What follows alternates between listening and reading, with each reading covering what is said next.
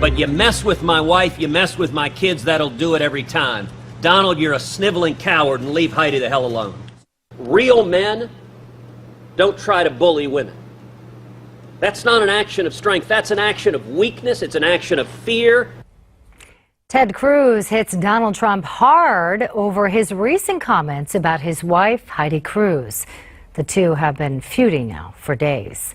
But their feud over their wives may point to a much larger problem for Donald Trump. Recent polls show his problems with women may be getting worse.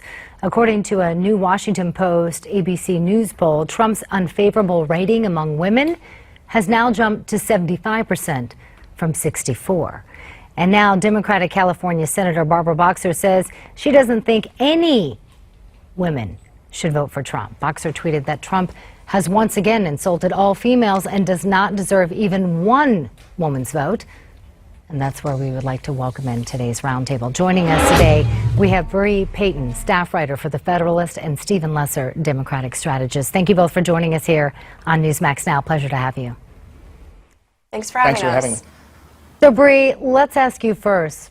Does Trump have a problem with female voters?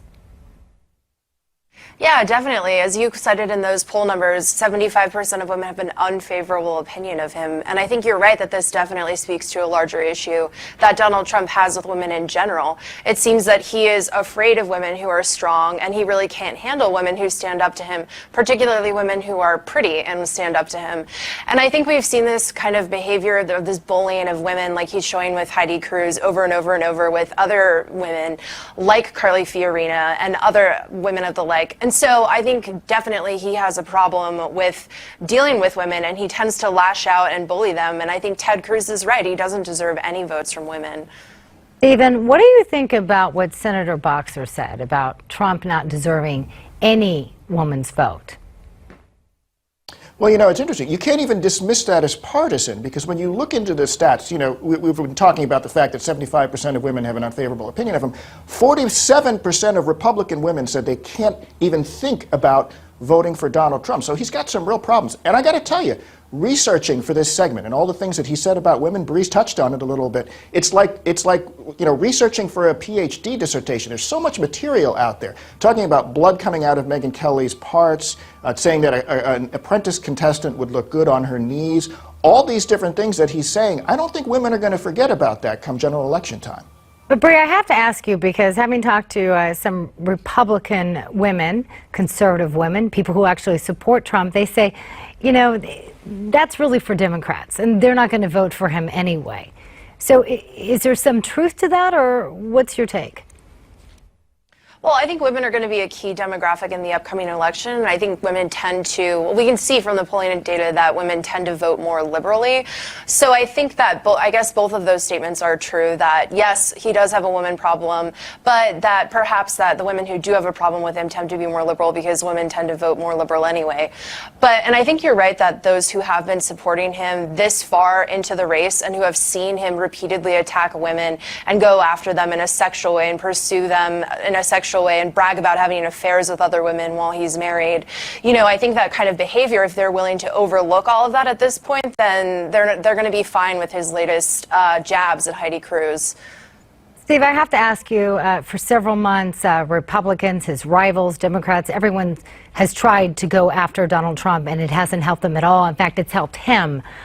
Do you think that by Ted Cruz going after Donald Trump in this way, attacking him for what he said or done in regards to women, do you think that this will stick, or do you think that it will actually hurt Cruz in the end?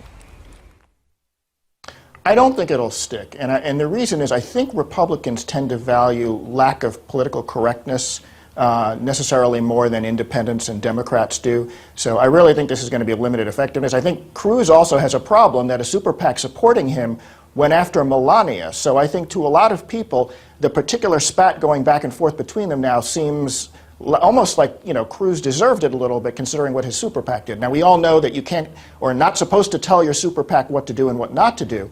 But, you know, I think to a lot of people, particularly on the Republican side, this almost seems fair. But you know what confuses me is, you know, there are always poll numbers coming out, and it seems like the two front runners, Hillary Clinton on the Democratic side and Donald Trump on the Republican side, They're doing the best, and yet they show the highest unfavorability ratings. Bre, why do you think that is? So I think that, speaking to the unfavorable ratings among women, I think that they're unfavorable among female voters for very different reasons. And I think Donald Trump is unfavorable because he's chauvinistic and, likes to kind of talk dirty about women in public. But I think the reason why women don't like Hillary Clinton is because she's very robotic and she likes to play the gender card a lot, and because she tends to, play up the fact that she's a woman and try to be like, try to impose her old school feminism upon newer women who feel like they have different issues and different concerns than Hillary Clinton does. So I think you're right that the fact that a lot of women don't like both of these candidates is really interesting. But I think what's more telling is that they're unfavorable among female voters for two very different reasons. Yeah, Stephen, going to the Democratic side, I mean, you have younger people, especially women. Who do they like? Bernie. They like Bernie, an older man who's in his 70s, the oldest presidential candidate among this field. Why are they attracted to someone like Bernie and not Donald Trump and not Hillary Clinton? Well, I think one of the attractions of younger voters, and including women, to Bernie Sanders is I don't think they, I think as you get a little bit older and you've heard a lot of promises for politicians, you tend to get cynical. Bernie is promising a lot of people a lot of stuff. And if you're not used to being, sort of disappointed, and you're not used to the political process, maybe not turning out always the way you want to, you might think, oh, wow, he's promising all this. I'm actually going to get all this stuff. And as we all know, with the Republican House, he's not going to get a $15 an hour minimum wage. He's not going to get single-payer universal health care. But I think the youth tend to give a little bit more credence than that to those of us who have been around for a while. And I think that's the main reason for a lot of Bernie's success. Bre, I want to ask you, among the three remaining Republican candidates vying for the nomination, which among them do you think stands the best chance of winning the female vote? I think John Kasich is poised well to get at this point because he's been able to kind of just stay out of the fray and stay out of what's been going on with this wife war, and he hasn't really made any comments disparaging towards women at all. So I think that he's poised to do well among female voters. All right. Bre, Stephen, stick around because we still have much more to talk about here on Newsmax Now. The Wisconsin primary is less than 2 weeks away, but already the governor of that state predicts the Republican presidential nominee may not be any of the candidates who are running. Plus, coming up in today's headlines, find out which legendary rock group plans to hold the biggest concert ever in Cuba. Welcome back to Newsmax Now. Topping your headlines, Russia will beef up its military forces in response to a growing NATO deployment on its borders. Russia's buildup will likely be costly, especially during a time when its economy is in recession. Kurdish groups in Iraq freed 52 women and children held captive by Islamic State militants. Yazidis are seen as devil worshippers by the Islamic State and are generally executed or kept as slaves. Christians around the world observe Good Friday today while carrying crosses and singing hymns. Worshippers in Jerusalem walked along what's believed to be the same path Jesus took right before his crucifixion. Over 1 million people are expected to tour Washington, D.C.'s Tidal Basin. Look at that, gorgeous. As the famous cherry blossoms reach their peak bloom this week, the history of the cherry blossoms dates back to 1912. When more than 3,000 trees were given to the United States by Japan. Rolling Stones fever hits Havana. That was the wrong image there, but trust us, the Stones will play a free concert in Cuba's capital tonight. It will be the largest rock concert ever held in the island nation. Now, let's go back to politics. All eyes are on Wisconsin and the GOP primary there on April 5th. Many members of the GOP establishment see the primary as the last chance to stop Donald Trump before the convention this summer. There you go. Makes sense now, doesn't it? Next week's CNN will host a town hall event featuring the final three candidates. They'll take questions from voters and make their last pitches before the primary. According to the Real Clear Politics average right now, Trump leads in Wisconsin by about 5 points.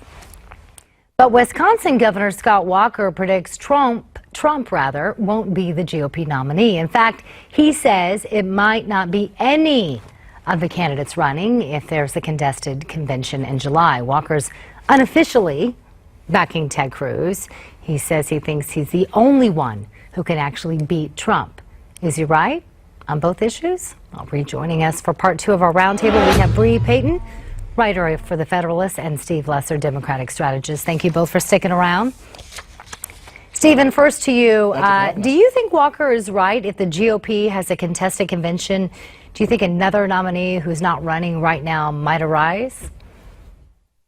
Absolutely. I mean, I think you might see somebody like a Paul Ryan or a Marco Rubio even come back into the mix.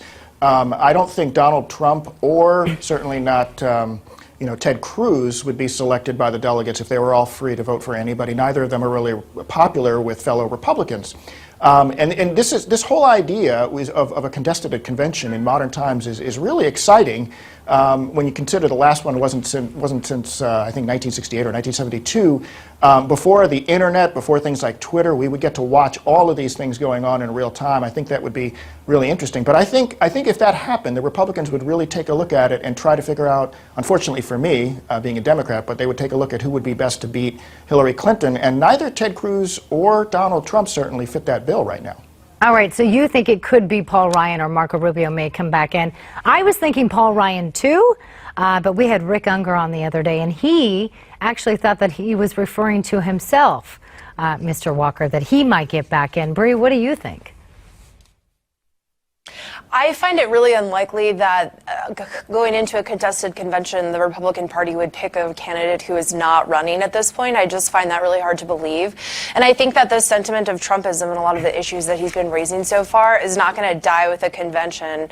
So I think that if they were to pick someone who wasn't running right now and wasn't showing that they like Trump, raising a lot of these issues and carrying these issues forward, or someone like Ted Cruz who speaks to a lot of this anger and this sentiment also. I think if they were to pick a candidate who didn't address a lot of these issues that are coming up, it would be a disaster for the Republican Party. So I find it really hard to believe that someone like Scott Walker, who lost pretty badly and had to withdraw from the race, or someone like Mitt Romney or Paul Ryan, who represents the GOP establishment, I just find it really unlikely that the Republican Party would pick any of them. And if they do, I think they would be doing that to their detriment. Yeah, Steve, I think a lot of people do agree with Bre that if we did have a contested convention and that a nominee was chosen, someone that the voters did not pick, that it would not be a pretty picture. But isn't that kind of what Democrats want?